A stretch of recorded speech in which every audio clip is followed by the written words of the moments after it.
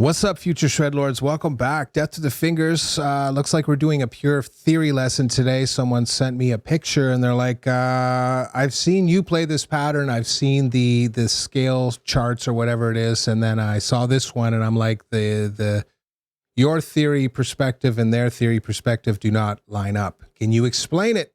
And I took one look at it. I'm like, yeah, it's because the theory being explained here is completely wrong and nobody would ever actually express it this way. Which effectively, tears off the mask with respect to certain music lessons that you're going to get on the internet. These people claim to be experts, but they're really not, okay? And they make rookie mistakes like this, which could potentially put you on a learning trajectory that it will set you back years, decades, which is why it's important to understand there's one methodology with respect to theory. And if you don't understand that, that can be detrimental to your learning experience. So, without further ado, we're going to take a look at this picture, and then I'm going to go through step by step the theory about how they got here, and then I'm going to show you how you're supposed to do it. And that'll be the end of the video. Mint, let's do it. All right, let's take a look at this scale chart here. At the top, obviously, you can see the scale degrees, 1 through 7, and then I'm back to 1 again, of course. A pentatonic scale would only have 5 of these notes, but the basic principle we're going to talk about is true for major scales, it's true for the melodic minor, it's true for the harmonic minor, it's true for the pentatonic scale. This process is the same for all scales, not just the major scale, okay? So at the top here, I've got the scale degrees, then I have the note names, obviously, and that's really going to be dependent on where my starting position is. The modal names themselves, if you will, or the positions. When I start a scale on the first degree, I'm going to be playing in the Ionian position, not the Ionian mode. Okay? When I start on the 4th degree, I'm in the Lydian position. When I start on the 7th degree, I'm in the Locrian position. In order to get the Locrian mode, what I need to do is just alter the step pattern. So let's assume I want to go from G major, which is exhibited here, to G Locrian.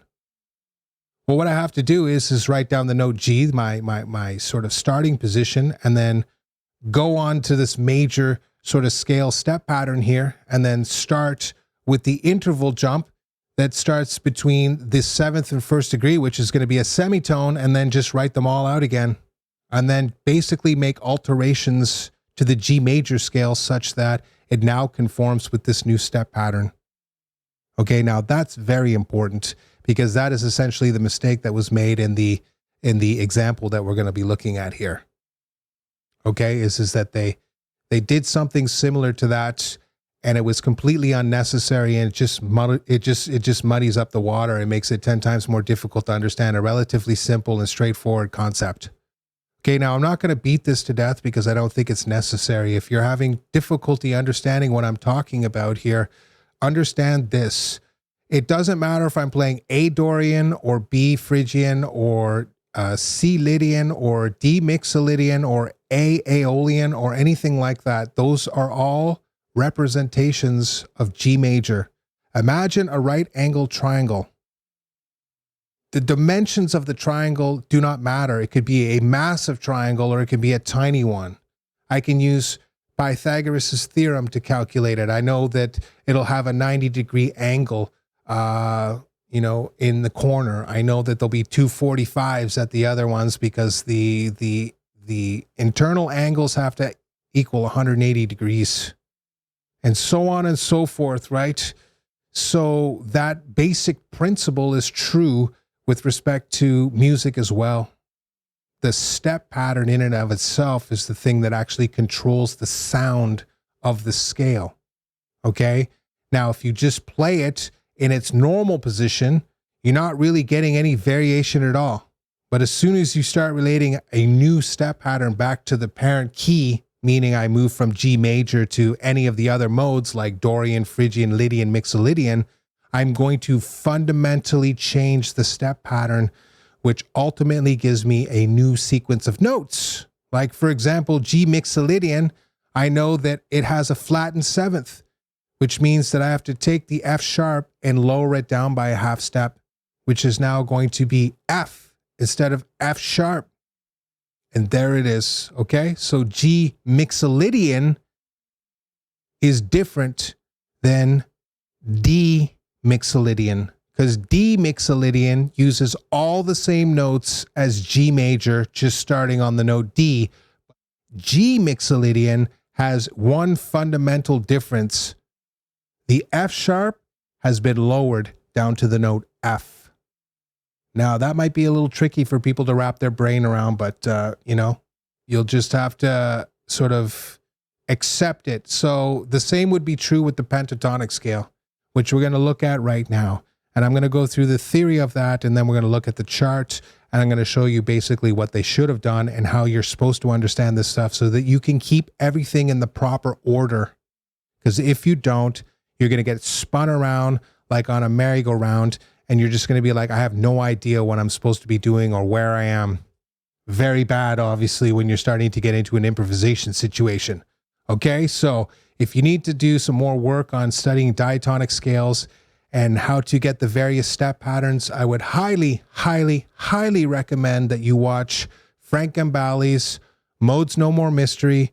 Get it for yourself, or you might be able to watch it on the internet, or get a copy of it off the internet. Whatever you got to do, beg, borrow, steal. Go watch 20 videos on the internet, but be careful, of course, because some people may have a radically and fundamentally different vision, and it's just kind of wrong, which is going to screw you up even more. Okay, so I'm just saying it out there.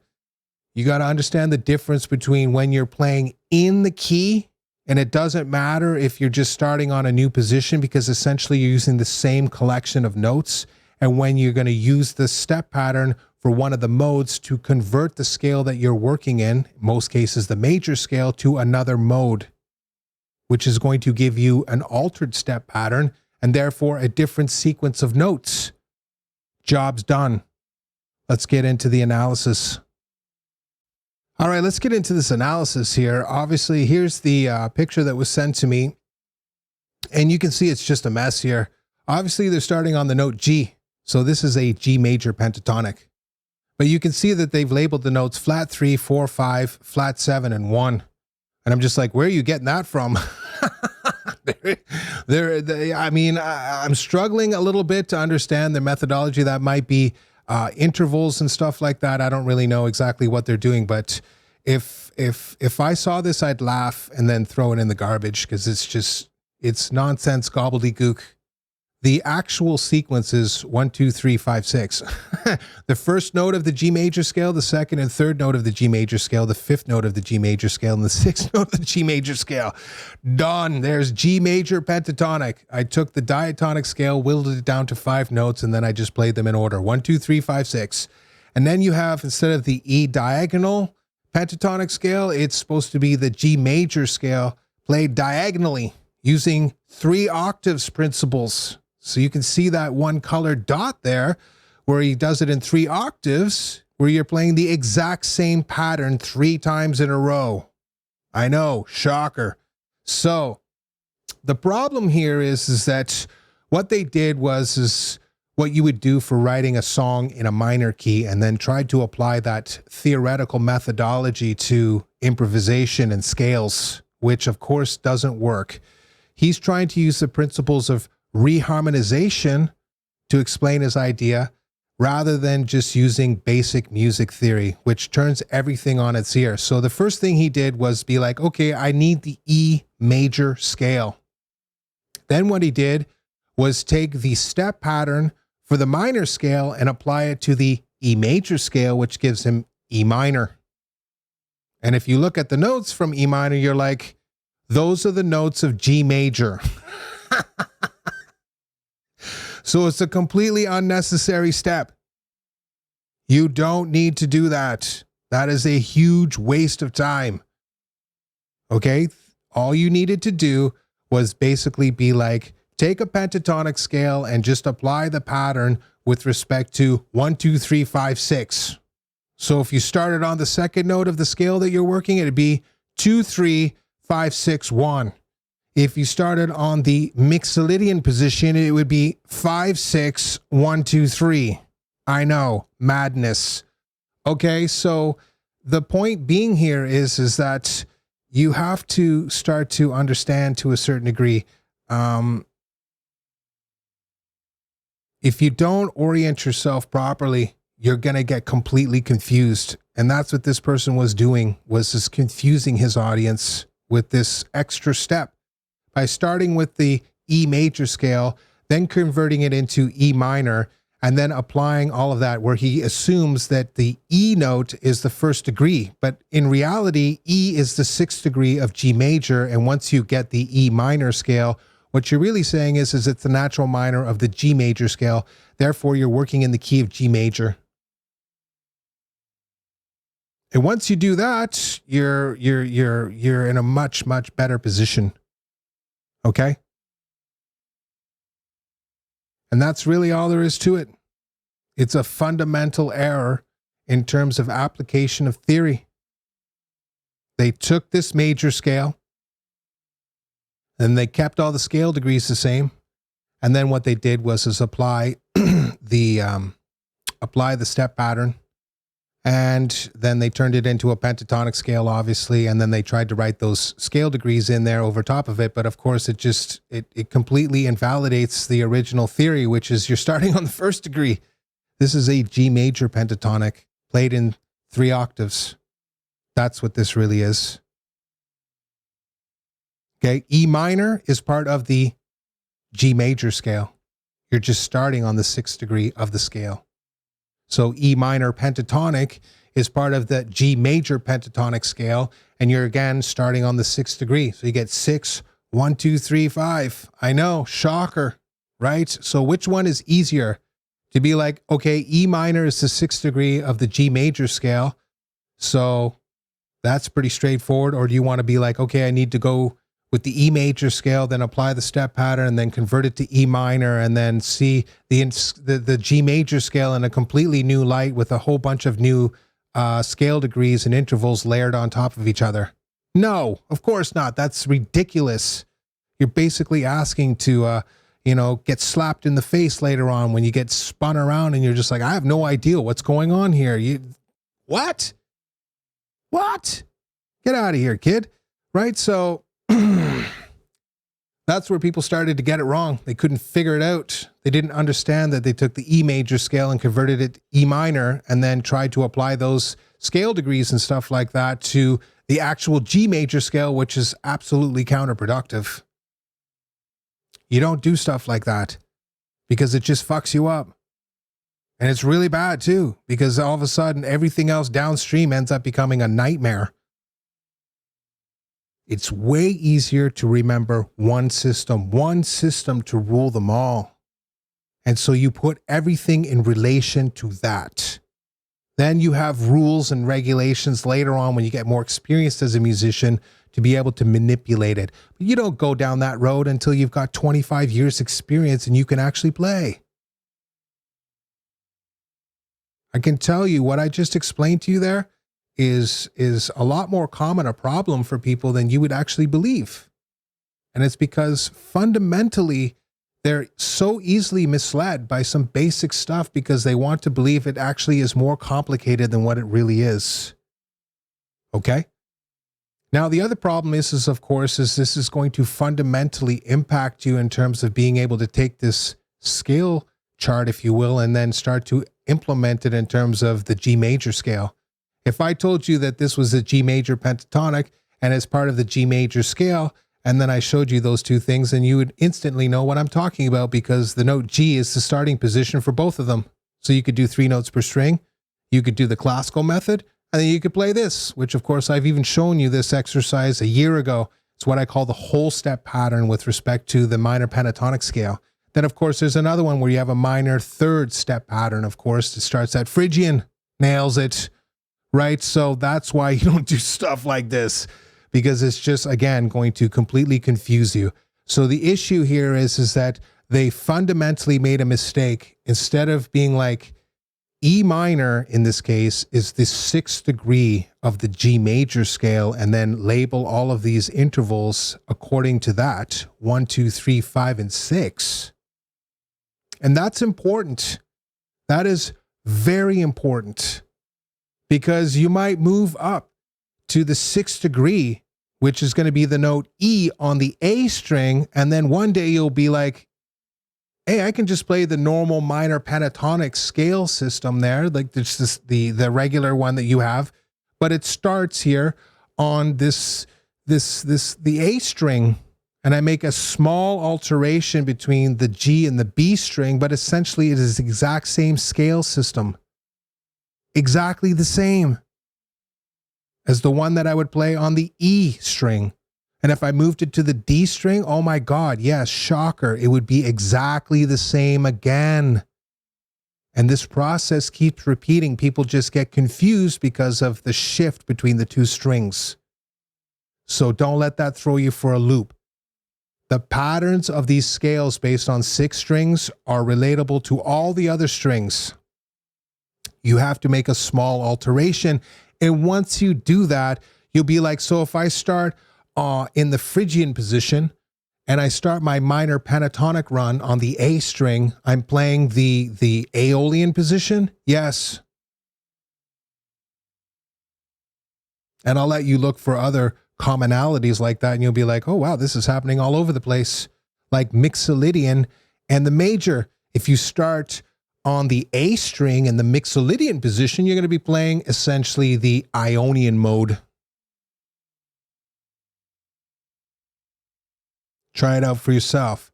Play it 1 octave lower, starting at the 3rd fret, and then move up to the 10th fret on the A string and play it there, and you'll be like, it's the same scale. And job's done.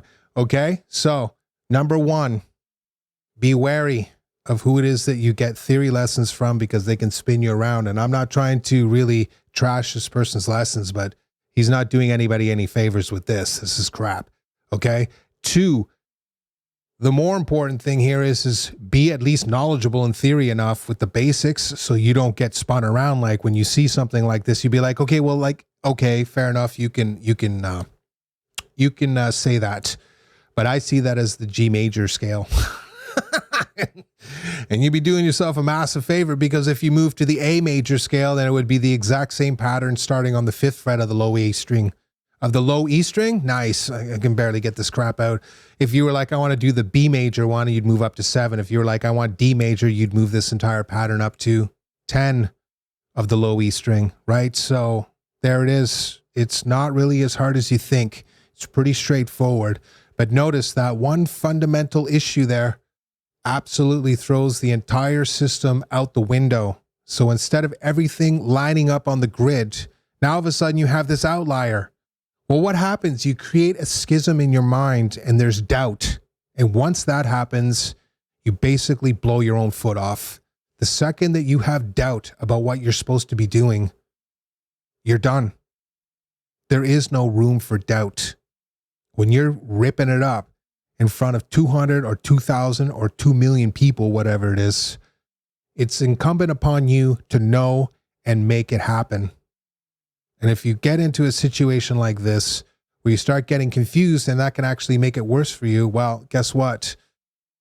It's a nightmare scenario, because you end up screwing up real bad, and then people make videos like that Lil Wayne one where he tries to play a solo, and what was the other one? Nick Jonas? They're infamous, right? And there it is. That'll be you, but just on a slightly sort of more advanced scale.